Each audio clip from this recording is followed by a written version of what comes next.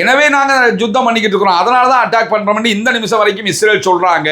எனவே இப்போ நாங்கள் ஆட்சியில் இல்லை, நாங்கள் ஆட்சியை கையில் கொடுத்துட்டோம், இனிமேலும் ட்ரோன் தாக்குதல், அந்த தாக்குதல், இந்த தாக்குதல்னு யுத்த நிறுத்தத்தை மீறி இஸ்ரேல் தாக்குதல் நடத்தக்கூடாது அப்படின்னு சொல்லி இன்றைய தினம் அவர் அறிவிக்கிற நேரத்தில் மேலதிகமாக சொல்லியிருக்கக்கூடிய செய்திகளை நம்ம பார்க்க முடிகிற அதே நேரத்தில் இவங்க ஆட்சியை கொடுத்துட்டாங்கிறதுக்காக இனிமே பாலஸ்தீன விடுதலை அமைப்பினர் அரசியலை கைவிட்டு விட்டார்கள் அல்லது இராணுவ பங்களிப்பை கைவிட்டு விட்டார்கள், இப்படி யாருமே உலகத்தில் புரிஞ்சுக்கிறாதியே என்று சொல்லக்கூடிய அல் ஜசீராவினுடைய பத்திரிகையாளர் ஹானி மஹமூத் அவங்க மாறாக காசாவில் இருக்கக்கூடிய உள்ளக நேரடி குடிமை அரசாங்கத்தில் இருந்து அவர்கள் பொறுப்புகளை ஒப்படைக்கிறார்கள் என்று அர்த்தம்.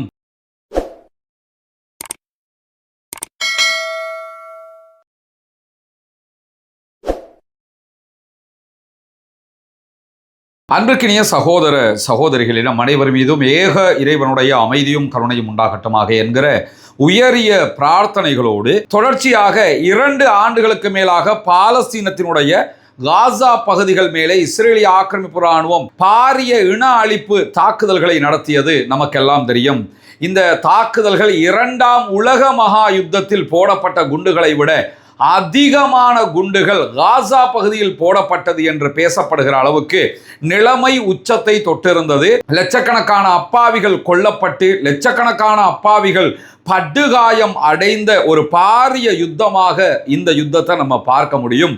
முழு காசாவுமே அழிக்கப்பட்டிருந்தது. ஆனாலும் பாலஸ்தீன அப்பாவிகளை பொறுத்தவரையில் அவர்கள் தங்களுடைய நம்பிக்கையை கைவிடவில்லை.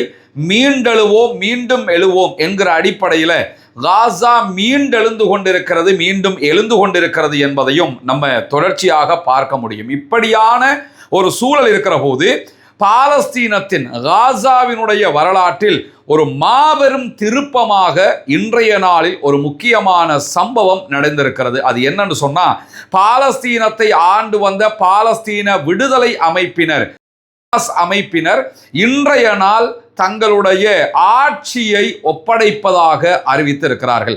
2017 இருந்து கிட்டத்தட்ட 20 ஆண்டு காலம் பாலஸ்தீன விடுதலை அமைப்பினர் தான் ஆட்சியை பொறுப்பேற்று நடத்தி வந்தார்கள்.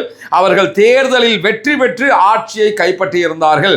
காசாவில் மட்டுமல்ல, வெஸ்ட் பேங்கிலும் அவர்கள்தான் தேர்தலில் வெற்றி பெற்றிருந்தாலும் வெஸ்ட் பேங்கினுடைய ஆட்சியை அங்கிருக்கக்கூடிய மஹ்மூத் அப்பாஸினுடைய ஃபத்தாஹ் அமைப்பினர் கொடுக்க மறுத்து விட்டார்கள். இஸ்ரேலுடைய ஆதரவோடு அவர்களை அதை தக்க வைத்துக் கொண்டார்கள். இந்த நிலையில தான் இஸ்ரேலுடைய எதிர்ப்பையும் மீறி 20 ஆண்டுகளுக்கு மேலாக பாலஸ்தீனத்தின் காசா பகுதிகளை பாலஸ்தீன விடுதலை அமைப்பினர் ஆட்சி செய்து வந்தது நமக்கெல்லாம் தெரியும்.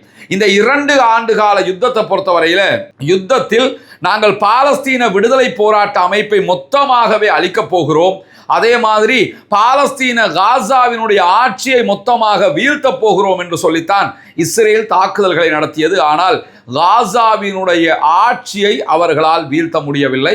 பாலஸ்தீன விடுதலை போராட்ட அமைப்புகளை அவர்களால் அழிக்க முடியவில்லை.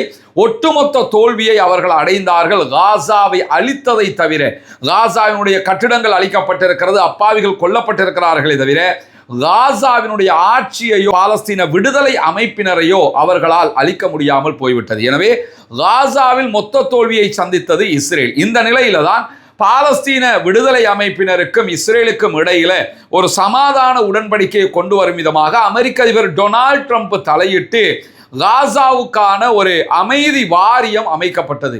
இந்த அமைதி வாரியத்தில் ஏற்படுத்தப்பட்ட நிபந்தனைகள் பிரகாரம் இருதரப்பும் ஒப்புக்கொண்ட அடிப்படையில் காசாவில் யுத்தத்தை நிறுத்துவது, காசாவை மீண்டும் டெவலப் பண்ணுவதற்காக, காசாவை மீண்டும் கட்டி எழுப்புவதற்காக அமைக்கப்பட்டிருக்கக்கூடிய அமைதி வாரியத்திடத்தில் பாலஸ்தீன விடுதலை அமைப்பினர் உள்நாட்டு ஆட்சியை ஒப்படைக்க வேண்டும். உள்நாட்டு அதிகாரத்தில் பாலஸ்தீன விடுதலை அமைப்பை சேர்ந்தவர்கள் இருக்கக்கூடாது என்பதுதான் அந்த ஒப்பந்தத்தினுடைய தீர்மானமாக இருந்தது.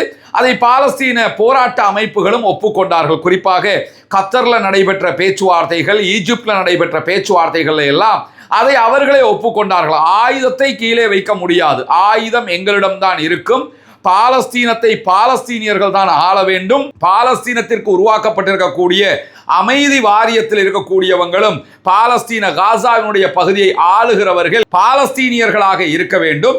எனவே அந்த ஆட்சி மிக திருப்திகரமான ஆட்சியாக இருந்து பாலஸ்தீனத்திற்கு தனி நாடு அந்தஸ்து கொடுக்கப்பட்டு அதற்கென்றொரு இராணுவம் உருவாக்கப்பட்டால் அவர்களிடத்தில் மொத்தமாக நாங்கள் ஆயுதத்தை ஒப்படைத்து விட்டு ஓய்வு பெறுவதில் எங்களுக்கு எந்த மாற்றமும் கிடையாது என்பதை பாலஸ்தீன விடுதலை போராட்ட அமைப்பினர் கிட்டத்தட்ட 14 அமைப்புகளை ஒன்றிணைத்த ஒட்டுமொத்த அமைப்பும் இந்த பதிலையே தொடர்ந்து சொல்லி வருகிறார்கள். அந்த அடிப்படையில் தான் இன்றைய நாள் திங்கட்கிழமை பாலஸ்தீன விடுதலை போராட்ட அமைப்புகள் மொத்தமாக காசாவினுடைய ஆட்சியை நாங்கள் ஒப்பந்த பிரகாரம் ஒப்படைப்பதற்கு தயாராக இருக்கிறோம், ஆயுதங்களை ஒருபோதும் ஒப்படைக்க மாட்டோம் என்பதை மிக தெளிவாக அறிவித்திருக்கிறார்கள். இதன் மூலமாக போரினால் பாதிக்கப்பட்டிருக்கக்கூடிய காசாவினுடைய பகுதிகளில் காசா அமைதி வாரியம் என்று அமைக்கப்பட்டிருக்கக்கூடிய அமைதி வாரியத்தின் தொழில்நுட்ப வல்லுநர்கள் குழு ஆட்சியை பொறுப்பேற்க இருக்கிறார்கள். இது 20 ஆண்டுகளுக்கு பிறகு காசாவில் இடம்பெற்றிருக்கக்கூடிய ஒரு மாபெரும் மாற்றமாக பார்க்கப்படுகிற அதே நேரம் பாலஸ்தீன விடுதலை போராட்ட அமைப்பினுடைய அரசாங்கத்தின் அவசர கால குழுவினுடைய தலைவராக செயல்பட்டு வந்த முகமது அல் பர்ரா அவர்கள் இன்றைக்கு ஊடகங்கள்ல பகிரங்கமாக பேசியிருக்கிறார். இந்த அறிவிப்பை விடுத்திருக்கிறார். நிர்வாக மாற்ற செயல்முறையை எளிதாக்குவதற்காகவும் 2 தரப்பிலே நிர்வாக மாற்றங்கள் செய்ய வேண்டியிருக்கிறது, அதை எளிதாக்குவதற்காகவும் எங்களுடைய பதவியிலிருந்து அதிகாரபூர்வமாக ராஜினாமா செய்வதற்காகவும் நாங்கள் இந்த நடைமுறையை ஏற்படுத்தி இருக்கிறோம் என்று சொல்லக்கூடிய முகமது அல் பர்ரா அவங்க அரசாங்க அவசரகால குழுவை கலைப்பதாக நாங்கள் முடிவெடுத்திருக்கிறோம். எனவே இன்றைக்கு இந்த குழு கலைக்கப்படுகிறது என்று சொல்லக்கூடியவர் மேலதிகமாக தொழில்நுட்ப வல்லுநர்களை கொண்ட காசா மக்களை கொண்ட குழு உடனடியாக ஆட்சி பொறுப்பை எடுக்க வேண்டும். யுத்தம் நடந்தது, யுத்தத்திலும் நாங்கள் நாட்டை கட்டுக்கோப்பாக வைத்துக் கொண்டிருந்தோம், யுத்தத்திற்கு பிறகும் இந்த நிலைமை வரைக்கும் நாட்டை கட்டுக்கோப்பாக வைத்திருக்கிறோம், இனியும் அது கட்டுக்கோப்பாக இருக்க வேண்டும் என்று சொன்னால் நீங்கள் உடனடியாக பதவியேற்க வேண்டும் என்கிற செய்திகளை சொல்லி இருக்கிற அதே நேரம் காசா நிர்வாகத்திற்கான தேசிய குழு NCAG சொல்லுவாங்க, இவங்க தான் இனிமே காசாவினுடைய பகுதிகளை பொறுப்பேற்று அபிவிருத்தி பணிகளை முன்னெடுக்க வேண்டியவர்களாக இருக்கிறார்கள்.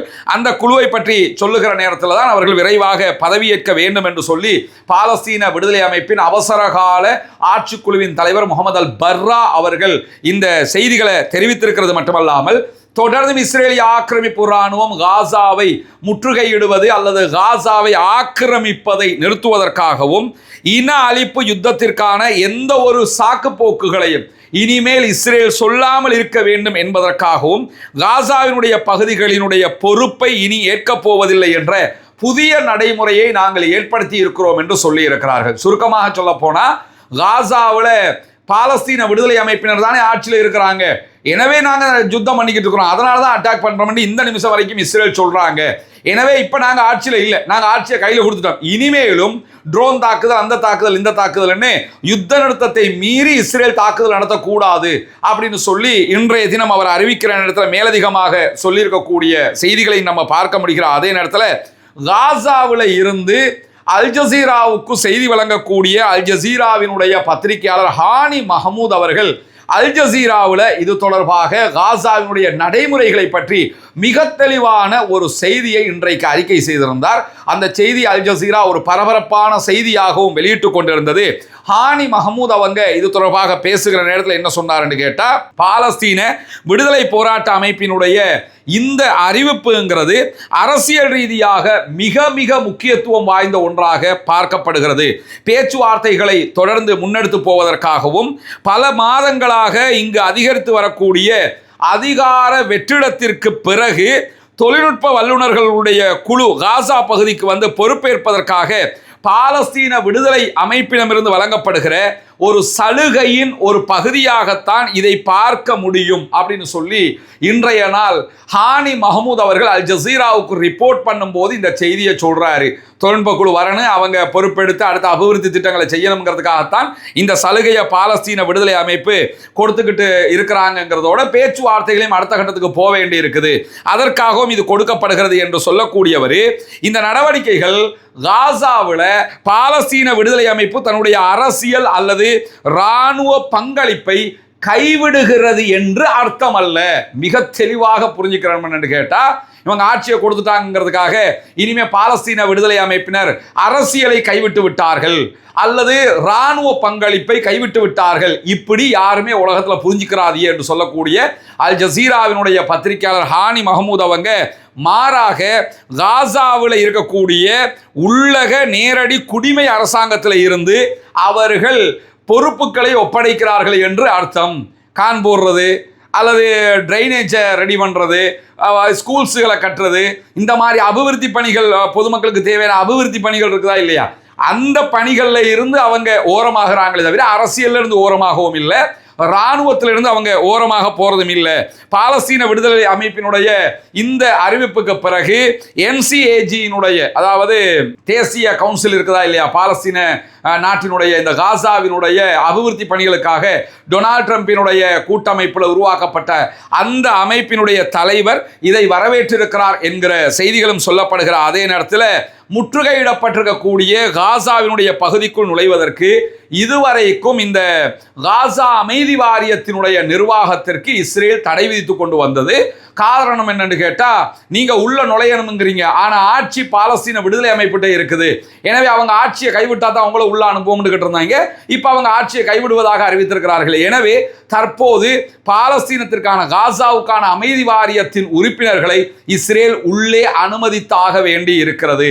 அபிவிருத்தி பணிகளை தொடர்வதற்கான வாய்ப்புகளை அவர்கள் கொடுக்க வேண்டிய நிலைமைக்கு அவர்கள் தள்ளப்பட்டிருக்கிறார்கள் என்கிற ஒரு செய்தியையும் இந்த இடத்துல நம்ம புரிஞ்சுக்கிறோம். அதே நேரத்தில் ஆக்கிரமிக்கப்பட்டிருக்கக்கூடிய மேற்கு கரையை கட்டுப்படுத்தக்கூடிய பாலஸ்தீனத்தினுடைய ஃபத்தாஹ் அமைப்பினரும் நேரடியாக காசாவை ஆளுவதை நாங்கள் ஏற்றுக்கொள்ள முடியாது என்று சொல்லி இஸ்ரேல் மீண்டும் மீண்டும் அறிவித்துக் கொண்டிருக்கிறது. எனவேதான் ஃபத்தாஹ் உள்ள வந்து ஆட்சி பண்ணவும் முடியாதுன்னும் போது அப்ப தொழில்நுட்ப குழு வந்து ஆட்சி பண்ணட்டும், ஆனா அவங்க பலஸ்டைன் மக்களாக இருக்கணும் என்கிற நிபந்தனை அடிப்படையில் தற்போது பாலஸ்தீன விடுதலை அமைப்பினர் இந்த வாய்ப்பை கொடுத்திருக்கிறார்கள் என்பது மட்டும்தான் இங்கே நடந்திருக்கிறதே தவிர, இதை வச்சுக்கிட்டு கொஞ்சம் பேர் கிளம்பி வருவாங்க, இப்போ பார்த்தீங்களா இப்போ பாலஸ்தீன விடுதலை அமைப்புக்கு ஆட்சியெல்லாம் கிடையாது என்று யாராவது சொன்னால் ஒன்றை புரிந்து கொள்ளுங்கள், அது அவங்களோட மன திருப்திக்கு சொல்லிக்கிறாங்கன்னு அர்த்தம்.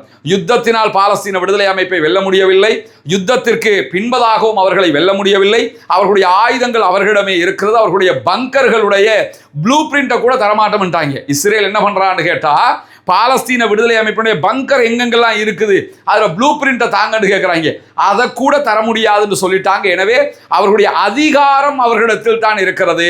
அரசியல் ரீதியாக உள்ளக அபிவிருத்தி பணிகளுக்கான வாய்ப்பை மட்டும் இந்த குழுவிடத்தில் ஒப்படைத்திருக்கிறார்கள் என்பது இன்றைக்கு வெளியாகி இருக்கக்கூடிய மிக முக்கியமான செய்தியாக இருப்பதை நம்ம பார்க்க முடியும். இன்றைக்கு இன்னும் சில செய்திகள் வெளியாகி இருந்தாலும் இதுதான் மக்களுக்கு மத்தியில் போய் சேர வேண்டிய மிக முக்கியமான ஒரு செய்தியாக இருப்பதனால இதையே இன்றைய அப்டேட் செய்தியாக நம்ம தந்திருக்கிறோம். தொடர்ந்து இணைந்திருங்கள். ரஸ்மின் பாய்ஸ் நியூஸ் மற்றும் ரஸ்மின் டாக்ஸ் ஆகிய 2 சேனல்களோடும் உங்களுக்கு தெரிந்து கொள்ள வேண்டிய உண்மை செய்திகளை உடனுக்குடன் கொண்டு வந்து தருவதற்கு நாம் தயாராக இருக்கிறோம். ஆக்கிரமிப்புகள் ஓய வேண்டும், ஆக்கிரமிப்பாளர்களும் ஓய வேண்டும் என்கிற உயரிய பிரார்த்தனைகளோடு ஆக்கிரமிப்பாளர்களுக்கு எதிராக தொடர்ந்தும் ஜனநாயக ரீதியாக குரல் எழுப்புவோமாக. வாஹர் தஅவானா அல்ஹம்துலில்லாஹி ரப்பில் ஆலமீன்.